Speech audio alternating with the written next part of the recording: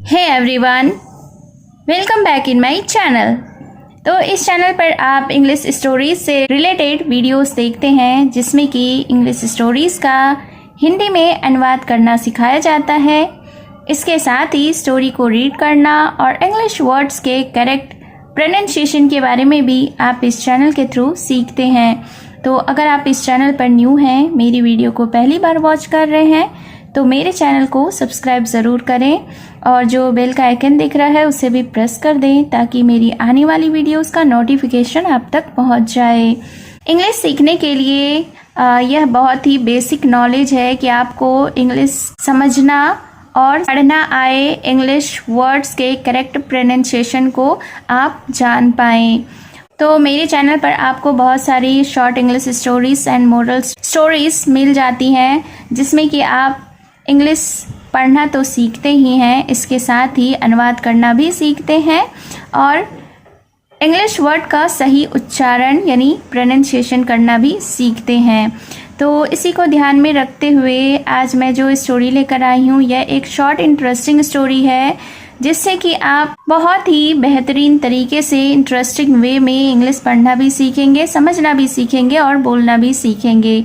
तो चलिए स्टार्ट करते हैं आज का यह मॉरल स्टोरी। आज के स्टोरी का टाइटल है द पेंटिंग। पेंटिंग का अर्थ होता है चित्रकारी या तस्वीर। तो शीर्षक का अर्थ हुआ तस्वीर। So let's begin the story.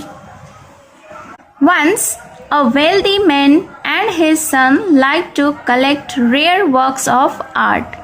तो सबसे पहले इस सेंटेंस के वोकैबुलरीज को देख लेते हैं। वंस का अर्थ होता है एक बार, वेल्दी का अर्थ होता है धनी, मैन यानी कि व्यक्ति या आदमी, एंड का अर्थ होता है और, हिज यानी उसका, सन का अर्थ होता है बेटा या पुत्र, लाइक्ड यानी पसंद करता था, कलेक्ट का अर्थ होता है इकट्ठा करना, रेयर का अर्थ होता है दुर्लभ।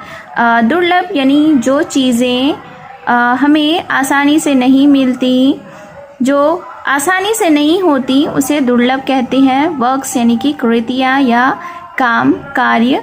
आर्ट का अर्थ होता है कला। तो इस सेंटेंस के मीनिंग को जान लेते हैं। Once यानी एक बार, a wealthy man and his son like to collect rare works of art। एक बार एक धनी व्यक्ति और उसके पुत्र को पसंद था कला की दुर्लभ कृतियों को इकट्ठा करने का। One day एक दिन, the son went to war and died saving another soldier। Went का अर्थ होता है गया, गो यानी कि जाना, वेंट V2 है यानी गया। वॉर का अर्थ होता है युद्ध या जंग, लड़ाई। डाइड का अर्थ होता है मर गया। सेविंग, सेव का अर्थ होता है रक्षा करना या बचाना। अनदर यानी अन्य, सोल्जर यानी कि सैनिक। तो फिर क्या हुआ, वन डे यानी कि एक दिन, the son went to war यानी कि पुत्र युद्ध में गया, लड़ाई पर गया, एंड डाइड और मारा गया, सेविंग अनदर सोल्जर्स दूसरे सैनिक को बचाते हुए। वन डे एक दिन, a young man approached the father. I am the soldier for home your son gave up his life. Young man का अर्थ होता है युवा व्यक्ति, अप्रोच्ड यानी कि पहुंचा या समीप गया, फादर यानी कि पिता।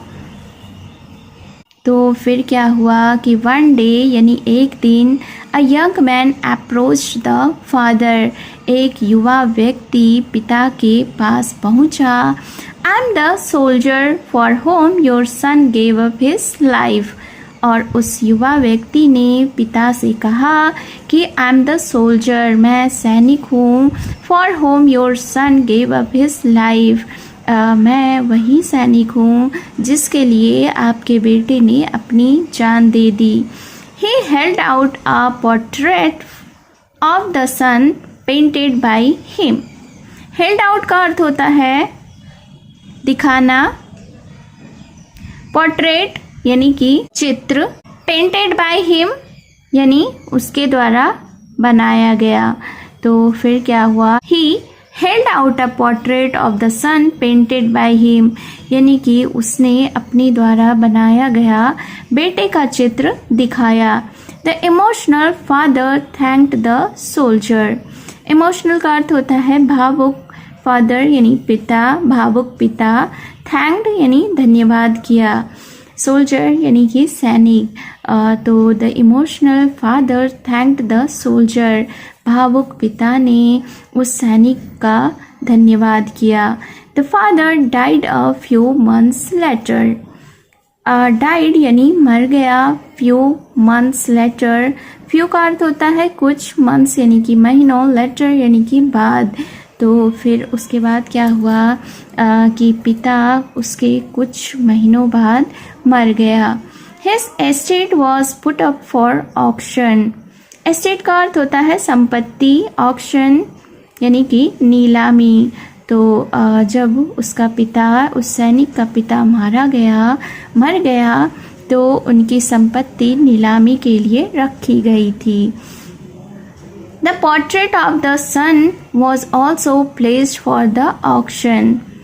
पोर्ट्रेट यानी कि चित्र, प्लेस्ड यानी रखा गया, ऑक्शन यानी नीलामी। तो इस सेंटेंस को देखते हैं कि द पोर्ट्रेट ऑफ द सन यानी कि जो पुत्र का जो चित्र था was also placed for the auction, उसे भी नीलामी के लिए रखा गया। The auctioneer said. ऑक्शनर का अर्थ होता है नीलामी करता यानी नीलामी करने वाला, सेड यानी कि कहा। तो नीलामी करता ने, नीलामी करने वाले ने कहा, start the bidding with the son's portrait. क्या कहा कि स्टार्ट का अर्थ होता है शुरू करना, बिडिंग यानी बोली लगाना, सन्स पोर्ट्रेट यानी पुत्र का चित्र। तो नीलामी करता ने कहा कि स्टार्ट द बिडिंग यानी बोली लगाना शुरू करो, विद द सन्स पोर्ट्रेट पुत्र के चित्र के साथ, यानी कि पुत्र का चित्र पहले बोली लगाने के लिए कहा गया। No one wanted the portrait. No one wanted यानी कोई भी नहीं चाहता था, द पोर्ट्रेट चित्र को, यानी पुत्र का जो चित्र था उसका बोली कोई भी लगाना नहीं चाहता था, कोई भी उसे नहीं लेना चाहता था। But the auctioneer persisted. Persisted यानी कायम रहा या दृढ़ रहा। तो लेकिन जो नीलामी करता थे वह उस पर दृढ़ रहे। फाइनली यानी अंत में the poor gardener of the father and son said, I will give $10। Finally यानी कि अंत में द पुअर गार्डनर, पुअर का अर्थ होता है दुखी या गरीब, गार्डनर यानी माली। तो अंत में क्या हुआ कि अंत में दुखी माली जो कि पिता और पुत्र का था, सेड उसने कहा, आई विल गिव $10। क्या कहा कि मैं $10 दूंगा। As no one else bid the painting went to him.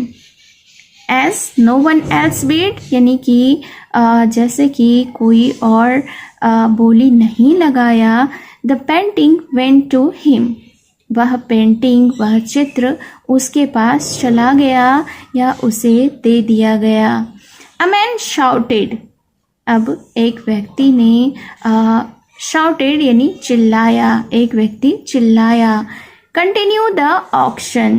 Continue का अर्थ होता है जारी रखना, ऑक्शन यानी नीलामी। तो एक व्यक्ति ने चिल्लाया और कहा कि नीलामी को जारी रखो।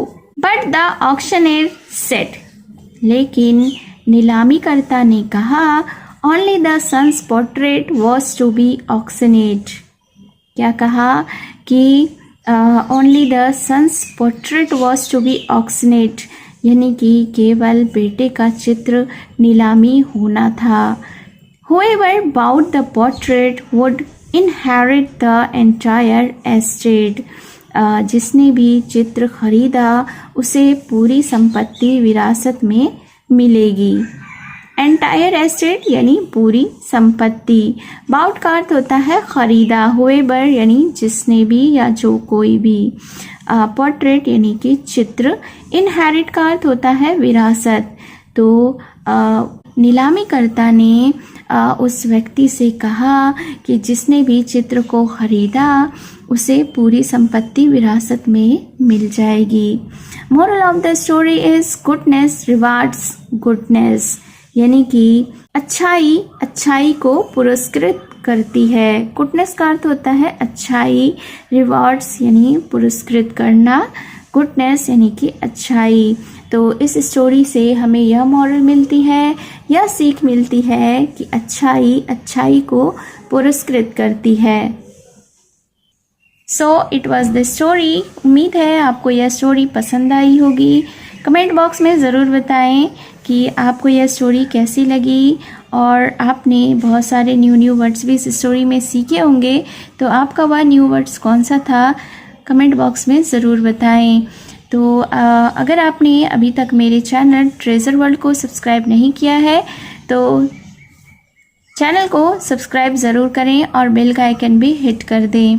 तो मिलती हूँ मैं फिर से एक न्यू इंटरेस्टिंग मोरल स्टोरी के साथ। Till then take care and bye bye.